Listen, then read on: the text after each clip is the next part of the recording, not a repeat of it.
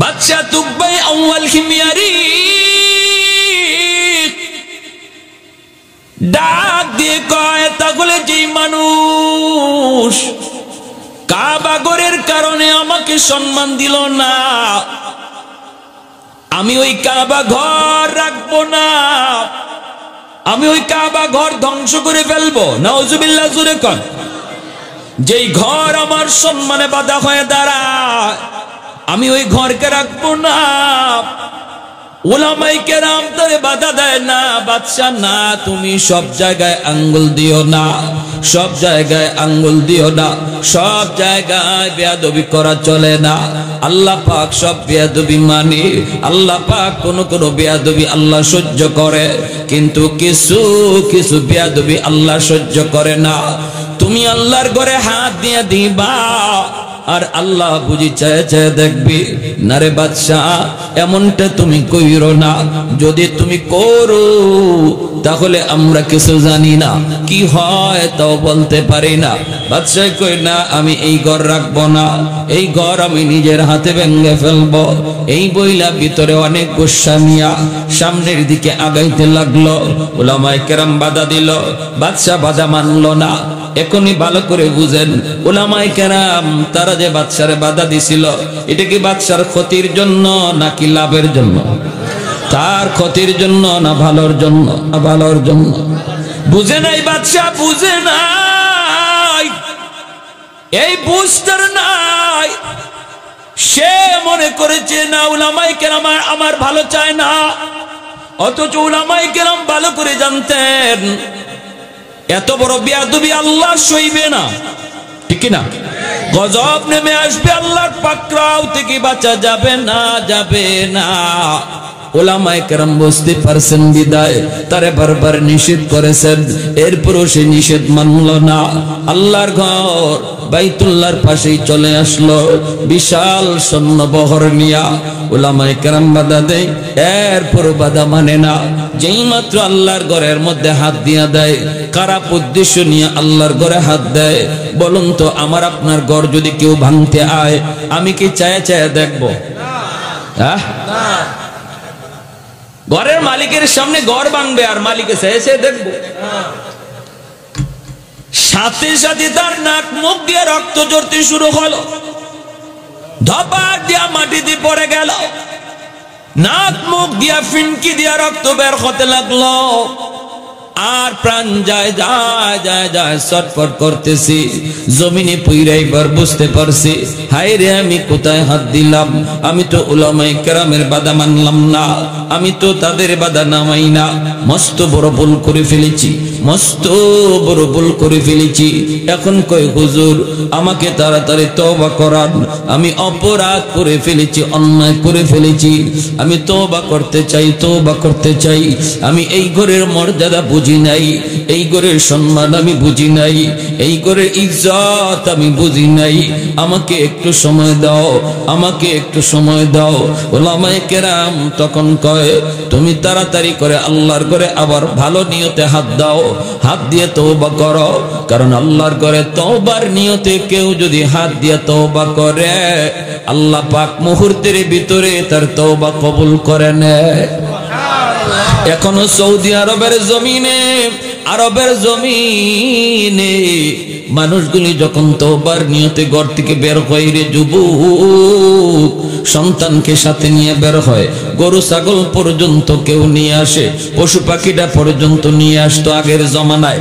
এখনকার সময় মানুষ বাচ্চাগুলির সাথে নিয়ে বাইতুল্লাহ চলে আসে। বাবাও আল্লাহর ঘরে হাত দেয়, ছোট্ট বাচ্চাটারা আল্লাহর ঘরে হাত লাগায়, মাও হাত দেয়, বাচ্চাটাও হাত দেয়। বাবা চোখের পানি জড়ায় কান্দে, শিশু বাচ্চাটাও বাপ মার পক্ষ থেকে আমিন আমিন কয়।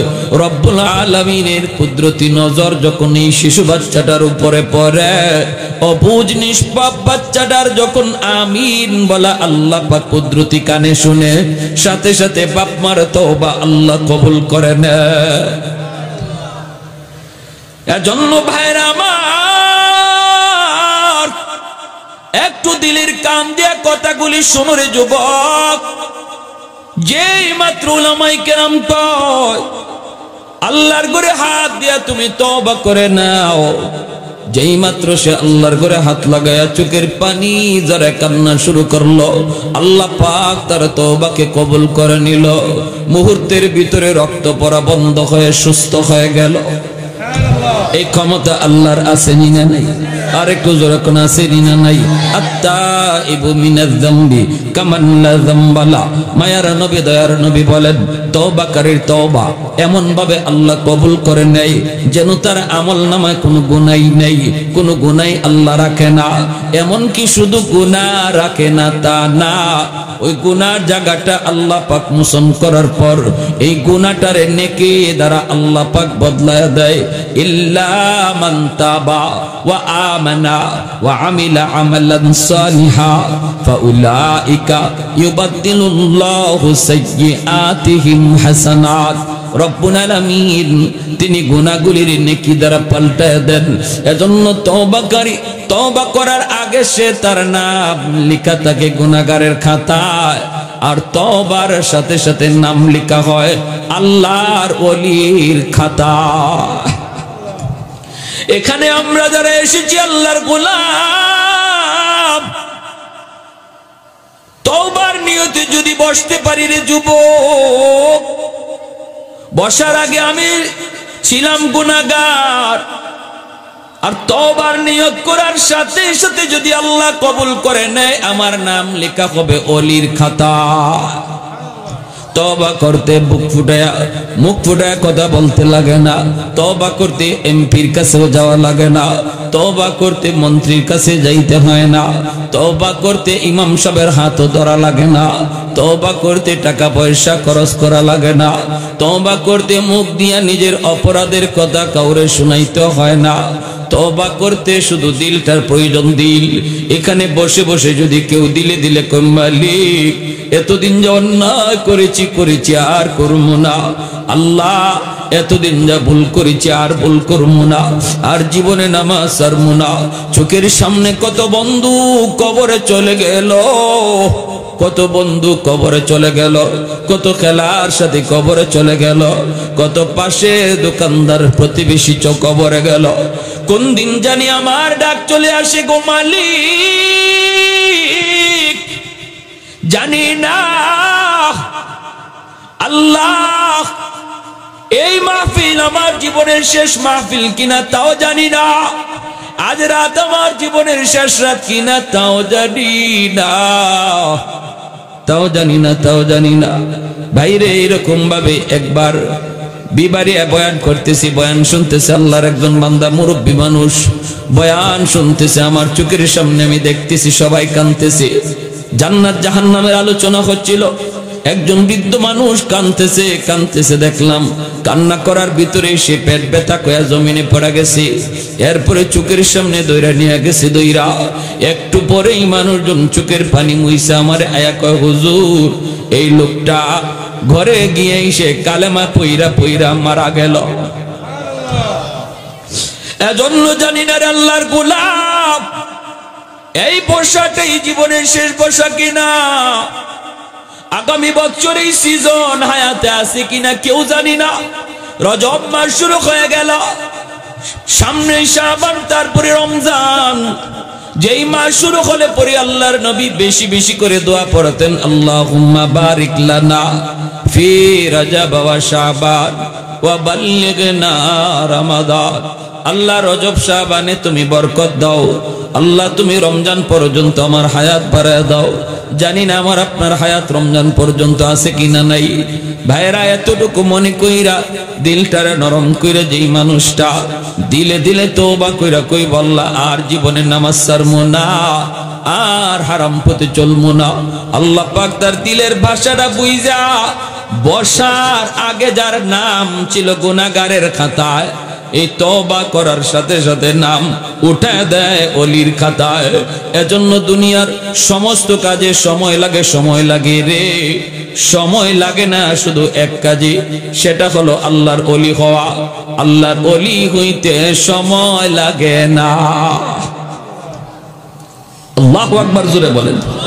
আহাদুল লাইসা কামিসলি সামাদুল লাইসা কাফাদলি লিমানিল মুলকু তু গুই তু সাজাওয়ার খুদাই তো খুদাবন্দ ইয়ামিনি তো খুদাবন্দ ইয়াসারি তো খুদাবন্দ জমিনি তো খুদাবন্দ সমাই तू रहीमी तू करीमी तू समीई तू बसीरी तू मुइद्दी तू मुदिल्ली तू मलिकिल अर्श बजाई बरी अज खुरदन ओ खुफ्तन बरी अज तुहमत मरदन बरी अज बीम उम्मीदी बरी अज रंज बलाई दुरकन अल्लाहु अकबर भाईर आमार तौबा कबूल হয়ে গেল বাদশা তুবাই আউয়াল হিময়ারি সুস্থ হয়ে গেল এইবার সে সুস্থ হয়ে বলতেছে উলামায়ে কেরাম যেই গরির এত দাম যেই গরির এত সম্মান যেই ঘরের সাথে আমি বেয়াদবি করতে চেয়েছিলাম আমার বুঝ হয়ে গেছে এই ঘর কত দামি আমি এই ঘরের একটু খেদমত করতে চাই অল্প কিছু খেদমত করতে চাই যদি আপনারা অনুমতি দেন উলামায়ে কেরাম তখন বলে তুমি কি খেদমত করতে চাও কই আমি আল্লাহর ঘর খানায়ে কাবায় গিলাফ লাগাইতে চাই নবীর জন্মের 1000 বছর আগে আল্লাহর ঘরে সর্বপ্রথম গিলাফ লাগানো হয় সেই গিলাফের ধারাবাহিকতা আজও আছে এর আগে গিলাফ লাগানোর সিস্টেম ছিল না সর্বপ্রথম তুবাই আউয়াল হিময়ারি ইয়ামেনের বাদশা নবীর জন্মের 1000 বছর আগে খানায়ে কাবায় গিলাফ পরা এরপরে বাদশা উলামায়ে কেরাম আমি ওই মদিনা নগরী দেখব যেই মদিনা নগরীতে প্রাণের নবী আখির নবী রহমতের নবী হিজরত করবে তখন তো মদিনা নগরী হয় নাই মদিনায় কোনো ঘর নাই মদিনায় কোনো বাড়ি নাই মদিনা নগরীর কোনো অস্তিত্ব নাই এরপর সে বলে আমি মদিনা দেখব উলামায়ে কেরাম কই সফর শুরু করে দাও মদিনা নগরী কেমন হবে এই মদিনা নগরীর চারপাশে কেমন হবে মদিনার আবহাওয়া কেমন হবে মদিনা যাওয়ার পথটা কেমন হবে এর পুরাপুরি বিবরণ আল্লাহ পাক তাওরাত কিতাবের ভিতরে উল্লেখ করেছেন যেই পথ দিয়ে তারা হাঁটতে শুরু করলো সেই পথের কন্ডিশন উলামায়ে কেরাম তারা তাওরাত কিতাব পড়ে আর উল্টায় আর তারা কন্ডিশন মিলাইতে একটা রাস্তা তারা পেয়ে গেল পায়া বলতেছে এই রাস্তার কন্ডিশনে কয় এই রাস্তাটাই হবে মায়ার নবীর হিজরতের রাস্তা সুবহানাল্লাহ জোরে কোন আমার নবীর শুধু জীবনী আল্লাহ পাক আগের কিতাবে উল্লেখ করেছেন বিষয়টা এমন নয় এ যুবক তোমার আমার নবীর কোন রাস্তা দিয়ে নবী হিজরত করবে রাস্তার ফাঁস কেমন হবে রাস্তার দৈর্ঘ্য কেমন হবে রাস্তার কন্ডিশন কেমন হবে কতদূর সোজা যাবে কতদূর বাঁকা যাবে এই বিবরণটা পর্যন্ত আল্লাহ পাক আগেকার নবীদের কিতাবে আল্লাহ উল্লেখ করেছেন সুবহানাল্লাহ কত বড় নবী এজন্যই নবী বলে আনা সাইয়্যিদুল আম্বিয়া ওয়া উম্মতি আফজালুল উমাম আমি সমস্ত নবীদের মধ্যে শ্রেষ্ঠ নবী আর আমার উম্মত হলো সকল উম্মতের ভিতরে শ্রেষ্ঠ উম্মত কষ্ট লাগে আজকে আমার জন্য আজকে ওই নবীর উম্মতগুলি তারা নবীর আদর্শ ভুইলা নবীর তরিকা ভুইলা নবীর নমুনা চাইরা নবীর রং ভুইলা অন্য রং আমদানি করে অন্য কালচার আমদানি করে নিজের সুরতটারে বিজাতীয়দের মতো প্রেজেন্ট করে রিপ্রেজেন্ট করে অথচ কষ্ট লাগে রে যুবক তুমি তো নবীর উম্মত হিসেবে ফখর করার কথা ঠিক কি না আমি আমার নবীর উম্মত আমি শ্রেষ্ঠ নবীর উম্মত ওই নবীর উম্মত যেই নবীর বিবরণ আল্লাহ ইনজিল কিতাবে দিয়েছেন যেই নবীর শুধু বিবরণ না নবীর জন্ম কোথায় হবে নবীর জন্মের পর হিজরত কোথায় করবেন হিজরতের রাস্তা কেমন হবে হিজরতের নগরীটা কেমন হবে আবহাওয়া কেমন হবে রাস্তার কন্ডিশন কেমন হবে যার প্রতিটা কদমে কদমে বিবরণ আল্লাহ পাক আগেকার সমস্ত নবীদের কিতাবে আল্লাহ উল্লেখ করেছেন আমি সেই নবীর গর্বিত উম্মত এটা আমার গর্বের বিষয়। আমি আমার নবীর রংটারে গর্বের বিষয়ে বলা দরকার ছিল, গর্ব করে বলা দরকার ছিল, এতে করে আল্লাহ আমার উপর খুশি হয়ে যেতেন, আল্লাহ খুশি হয়ে যাইতেন, আর এত সমস্যা আমাদের থাকতো না। সব সমস্যার সমাধান করতেন কে? আল্লাহ যদি খুশি হয়ে থাকতেন, আল্লাহ যদি আমাদের থেকে মুখ ফিরে না রাখতেন, তাহলে নাফ নদীর পানি আর মুসলমানের রক্তে লাল হতো না। ঠিক কিনা? আওয়াজ দিয়া বলেন, লাল হতো না। আল্লাহ যদি আমাদের উপরে রাজি থাকতেন। অতএব বর্তমান সময় আমাদের সবচেয়ে বড় করণীয় হলো আল্লাহকে রাজি করা। আল্লাহকে যে নারাজ করেছি, এই নারাজি থেকে আল্লাহকে রাজি করায়া আল্লাহর চেহারা আমাদের দিকে নিয়ে আসা, তাহলে আমাদের কোনো টেনশন নাই। দাঁড়ায় থাকবো ময়দানে একা, পিছন থেকে মারবেন আল্লাহ নিজে। ওমা রামাইতা ইদ রামাইতা ওয়ালাকিন্নাল্লাহ রামা। ঘরের অশান্তি, টেনশন নাই, সমাধান করবেন কে? আল্লাহ। ঘরে বাইরে আজকে মুসলমানের আগুন, একটাই কারণ, আমরা নবীর রং ছেড়ে দিয়েছি। এটাই একটাই কারণ, একমাত্র কারণ। নবীর আদর্শ ছেড়ে দিয়েছি। ব্যবসায় নবীর আদর্শ নাই, চাকরি টেবিলে নবীর আদর্শ নাই, নিজের ব্যক্তি জীবনে নবীর সুরত নাই, মসজিদে যাওয়ার ভিতরে নবীর আদর্শ নাই, বিবাহের অনুষ্ঠানে আমার নবীর আদর্শ নাই, কোন অনুষ্ঠানই তো নাই, কোন অনুষ্ঠানেই তো নবীর আদর্শ নেই।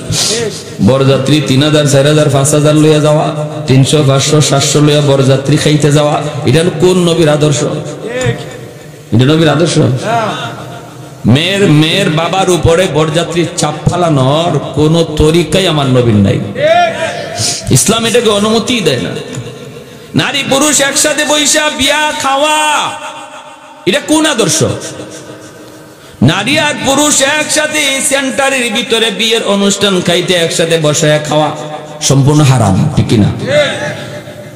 মহিলাদেরকে যদি আপনি বিয়ে খাওয়াইতে হয়, এমন ভাবে খাওয়াইবেন যেন পুরুষের নজর মহিলার উপরে না পড়ে, কারণ পর্দা করা ফরজ, ঠিক না? আরো যেরকম, ঠিক না? বরযাত্রী এটাও সম্পূর্ণ নাজায়েজ তরিকা। সিমসাম যাবেন বর কয়েকজন লোক লইয়া, মেয়ের বাপের উপরে চাপ নাই।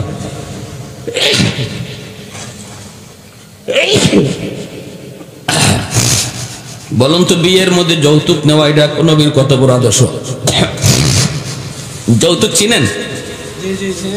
আপনাদের এলাকায় কি বলে যৌতুক? যৌতুক করে না, সিস্টেম ডাইরেক্ট যৌতুক খায় না, ঘুরাইয়া খায়। আসেনি না? নাই। ছেলের বাবা নিজে কয় না, বন্ধুরে দিয়ে কওয়ায়। হয় না, ছেলের বাবা তো কিছু চায় না, ছেলেও কিছু চায় না, তবে কিছু না দিলে কেমনি হয়? বর্তমান যুগে তো একটা পালসার মোটরসাইকেল লাগে, একটা কালার টিভি লাগে। ভাত এমনে খায় না, এমনে খায়। বুঝেননি কথা? সোয়াল করা যাবে না, সোয়ালের বাহানাও করা যাবে না, ঠিক না? হ্যাঁ, কোন জায়গাতেই আমরা দেখতেছি, ছোট হোক বড় হোক, কোন জায়গাতেই আমরা দেখতেছি আমার নবীর আদর্শ কি ছিল, এটা আমরা মুসলমান জানার চেষ্টাও করি না, মানিও না। আমাদের মতো হুজুররারে বসায়, যদি চেয়ার টেবিলে বসায় যদি খাওয়াইতে চান আপনারা, তাহলে আপনারা যে কেমনে খান এটা আমাদের বুঝেই ধরে না। অনেক সময় বলি যে কেন চেয়ার টেবিলে বৈশা খাওয়া কি এটা নবীর সুন্নত তরিকা? দস্তরখানা বিষয়ে সমান জায়গায় খাওয়া। ওলামায়ে কেরামরি যদি সাধারণ মানুষ চেয়ার টেবিলে বসে খাওয়াবার চিন্তা করে, তাহলে তারা যে দস্তরখানায় বৈশা খানা খাইতে হয়, মনে হয় এটা ভুলেই গেছে, এটা জানেই না। তাহলে আমাদের কোন জিনিসটা দেখে আল্লাহ বুঝবে যে তার এই কাজটা আমার নবীর মতো, অতএব তারে আমার বন্ধু বানানো যায়? আমার বন্ধুর নমুনা যেহেতু পাওয়া গেছে, তারে বন্ধু বানানো যায়, আমি তার পাশে থাকবো। আমাদের জীবনে এমন কোন আমলটা আছে যেটা আমরা আল্লাহরে দেখাবো? বলেন, কোনটা দেখাবো? তাহলে কেন এত চিল্লাচিল্লি করে, আল্লাহ কই তুমি, কই তুমি? মাইরা তো আমারে শেষ করে ফেলাইতেছে, আমার রক্তে তো জমি লাল হয়ে যাইতেছে। আল্লাহ তোমারে আমি মানি, তুমি কই, কই তুমি কই? আল্লাহ তো আছে ঠিকই, কিন্তু চায় না। একটা উদাহরণ দিই, দুই বন্ধু, খুব ঘনিষ্ঠ বন্ধু, একজন আরেকজনের ছাড়া চলে না, খায় না, ঘুমায় না। এখন এই এলাকায় একজন ভালো বক্তা আসছেন, ইনি বয়ান করবেন। তো ওই অবস্থার মধ্যে এক বন্ধু অসুস্থ, সে বলতেছে দোস্ত আমি অসুস্থ, আমি যাইতে পারি না। দোস্ত এক কাজ করো, তুমি হুজুরে ওয়াজটা রেকর্ড করে আইনো মোবাইলে, আমি তোমার এমবির টাকা দিয়ে দিতেছি, নাও তোমাকে এমবির টাকা দিলাম, যাতায়াত খরচ আসা যাওয়ার খরচ বাবদ 500 টাকা দিলাম, তুমি যাতায়াত খরচ দিয়া ওয়াজ রেকর্ড কইরাও তোমার টাকা থাকবে, যা মন চায় তুমি খাইও। 500 টাকা পুঁজি দিয়ে দোস্ততারে পাঠাইছে মাহফিলে ওয়াজ রেকর্ড করার জন্য। বুঝে আসছে? হে 500 টাকা পকেটে নিয়ে রওনা দিছে, মাহফিলে আসবে। রাস্তায় পাওয়া গেছে তার পুরাতন বান্ধবী সকিনা। সকিনায় পাইয়েই যখন চোখের ইশারা দিয়া বুঝছে, আর কি ব্যাপার এতদিন পরে দেখা, হের তো কলিজায় মোচড় দিয়ে উঠছে। সাথে সাথে রিক্সা থেকে নামলো, নাইমে পাশে রঙের আলাপ ঢঙ্গের আলাপ শুরু হয়েছে, পুরাতন কত কিচ্ছা কাহিনী। এদিকে ওয়াজ শুরু হইয়া হুজুরে বয়ান শেষ, এর খবরই নাই। হঠাৎ করে সকিনায় কয়, কি খবর, কিছু খাওয়াইবা না, এতদিন পরে দেখা? কয় হ্যাঁ মিষ্টি নিয়ে আসতেছি। কয় টাকা কই? কয় টাকা আছে পকেটে 500। এই টাকা দিয়া বাজার থেকে মিষ্টি আনছে, আইনা বান্ধবীরে খাওয়াইছে, খাওয়াইয়া টাওয়াইয়া সব। যখন ওয়াজের পথে ওয়াজ শেষ, বয়ানের পথে বয়ান শেষ, হে ওয়াজের মাটি যাইতে পারে নাই, টাকাও শেষ 500 বান্ধবীর তলে। এরপরের দিন বন্ধু যখন দেখা হয়েছে, বন্ধু করছে দোস্ত আমার ওয়াজটা দাও। কয় দোস্ত ইন্না লিল্লাহ, আমি তো ওয়াজের মাটিই যেতে পারি নাই। কেন? কার কইও না, আমার বান্ধবী লাগাল পেয়ে গেছিল। তারপরে বান্ধবী পাইছে, বান্ধবীর মিষ্টি মাছটা খাওয়াইলাম তোমার টাকা দিয়া। বন্ধুকে তার উপর খুশি হয়েছে না বেজার? খালি বেজার না বেশি বেজার? কি কইতেছে শুনবেন? কইতেছে দোস্ত তুই তোর বান্ধবীর সাথে কথা কইলি কইতি, কিন্তু আমার মূল ডিউটিটা তুই ঠিক রাখতি। ডিউটি ছিল ওয়াজ রেকর্ড করা, তুই ওয়াজটা রেকর্ড করতি, পুঁজি দিলাম আমি, আমার পুঁজি দিয়ে তুই গেলি, আমার পুঁজি দিয়ে আসলি, মাঝখানে আমার ডিউটি পালন করলি না, বান্ধবীর তালে পইরা আমার পুঁজি ব্যয় করে দিলি। ঠিক আছে নে, এতটা যখন তুই আমার সাথে করলি, আজ থেকে তোর সাথে আমার কোনো বন্ধুত্ব নাই, তুই তোর পথে চল, আমি আমার পথে চলি। পরের দিনই বাজারে তার দুস্তরে কয়েকজনে ধরে পিটাইতেছে, আর একজনে কয় কেউ সারা জীবন দেখলাম দুস্তরে কেউ কথা বলতে পারে না, তুমি সবার আগে থেকে উপরে বড়, বলো যে আমারে মার, এরপরে আমার দুস্তরে আঘাত কর। আজকে তোমার সামনে দুস্তরে পিটাইতেছে, তুমি যদি তার কাছে যাও না, তারে বাঁচাও না? কয় না, আর বাঁচাবাঁচি নাই, এখন যা খাইবার মন চায় আরো খা। এতদিন মায়ের নিজের গায়ে নিছে, এখন কয় মায়ের আরো খাক, আরো খাওয়া দরকার। এমনটা বলতেছে কেন? একটাই কারণ। ঠিক তেমনি আল্লাহ বলতেছেন, বান্দা দুনিয়াতে আমি আল্লাহ তোরে ফুজি দিয়া পাঠাইছি, এই হাতটা আমার দেওয়া ফুজি, চোখটা আমার দেওয়া পুঁজি, পাটা আমার দেওয়া পুঁজি, এই সুস্থ বিবেকটা আমি আল্লাহর দেওয়া পুঁজি। এই পুঁজিটা দিয়ে আমি তোরে পাঠাইছি একটা ডিউটি পালন করার জন্য। সেটা হলো দুনিয়ার প্রতিটা কাজ আমার নবীর রঙে করার চেষ্টা করো, আমার নবীর মতো করার চেষ্টা করো, যদ্দূর পারো করার চেষ্টা করো, আমার হুকুমটা মাইনা চলো, এটা হলো তোমার ডিউটি। এখন দেখা যায় আমার মূল ডিউটি বাদ দিয়া আমার দেওয়া পুঁজি তুমি তোমার মন মতো খরচ করতেছো, তুমি তোমার মন মতো খরচ করতেছো, বান্ধবীর তলে, সকিনার তলে, দুনিয়ার রং তামাশার তলে। এই পুঁজি চোখ ব্যয় করো, আমার দেওয়া পুঁজি হাত ব্যয় করো, আমার দেওয়া পুঁজি পা ব্যয় করো, আমার দেওয়া পুঁজি জেহেন ব্যয় করো। ঠিক আছে নাও, আমার পুঁজি দিয়া যখন ডিউটি করো আরেকজনের, আজ থেকে আমিও তোমার সাথে বন্ধুত্ব ভুলে গেলাম, তুমি তোমার পথে চলো, আমি আল্লাহ আমার পথে।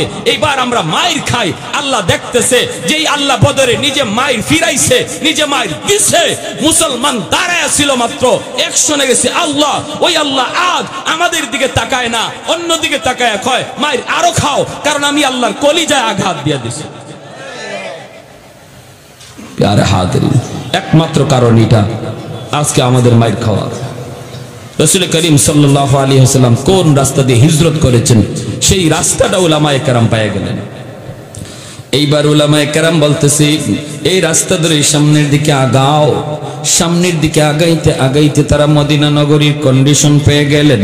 এমন একটা জায়গার মধ্যে তারা যায় পৌঁছলেন, চতুর্দিকে তারা তাকায় তাকায় তাকায় তারা বুঝে গেছে এই জায়গাটাই হবে একসময় মদিনা নগরী। আল্লাহু আকবার। এই জায়গাটাই হবে মদিনা নগরী। চতুর্দিকে পাহাড়ের কন্ডিশন, আবহাওয়ার কন্ডিশন সবকিছু অবজার্ভ করে তারা বুঝে গেছেন তাওরাত কিতাবের ভিতরে যেই নগরীর কথা আল্লাহ পাক উল্লেখ করেছেন এই সেই মদিনা নগরী। মদিনা নগরী সন্ধান পাইয়া 400 জন আলেম তারা ডাক দিয়া কয়, বাদশা জাহাপনা, আমরা মদিনা শরীফের সন্ধান পেয়ে গেছি, এই জায়গাটাই হবে মদিনা, এই জায়গাতেই মায়ার নবী হিজরত করবেন। শুধু তা না, এই মদিনা শরীফেই মায়ার নবী, আখিরি নবী, রহমতের নবী, এই শহরেই তিনি চির নিদ্রায় শুয়ে থাকবেন। মক্কা তার জন্মভূমি, কিন্তু তার রওজা মক্কায় হবে না, রওজা শরীফ হবে মদিনায়। মদিনার মানুষের সাথেই আখিরি নবী শুয়ে থাকবেন।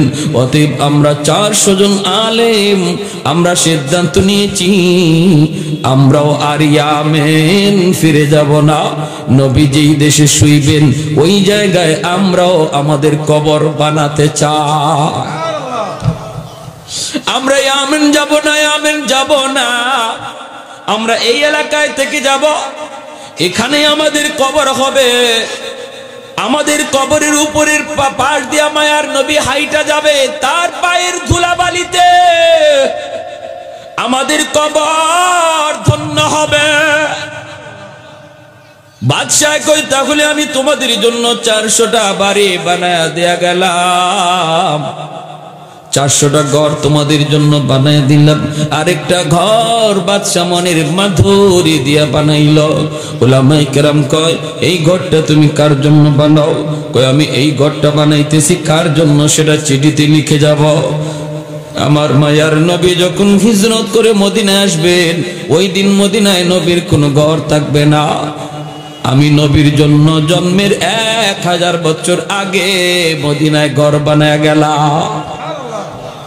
এই ঘরের তালা লাগাইয়া, তালার চাবিটা আমি সবের হাতে দিয়া, আর একটা চিঠি লেখা বাদশা ইয়ামেন চলে যায়। 1000 বছর পরে যখন আমার রহমতের নবী দুনিয়ায় আগমন করেন, নবী 40 বছর বয়সে দাওয়াতের কাজ দেন। মক্কার মানুষ মায়ার নবীকে জন্মভূমিতে থাকতে দিল না। নবী হিজরত করে মদিনার দিকে রওনা দেন। ওই অবস্থায় নবী যখন, ভাইরা বন্ধুরা, মসজিদে কুবা, ওই কুবা এলাকায় মায়ার নবী অবস্থান করেন। মদিনার মানুষ নবীকে আগায় আনার জন্য কুবার দিকে যায়, সবাই যায়, সবাই যায়। কিন্তু ওই সময়টাতে ওই চিঠিয়ার চাবি আমি সাবের বংশের সর্বশেষ যেই মানুষটার হাতে চিঠিয়ার চাবিটা এসে পৌঁছে, এই চিঠিয়ার চাবি যার হাতে ছিল তার নাম আবু আইয়ুব আনসারী রাদিয়াল্লাহু তাআলা আনহু। যখন সুবহানাল্লাহ।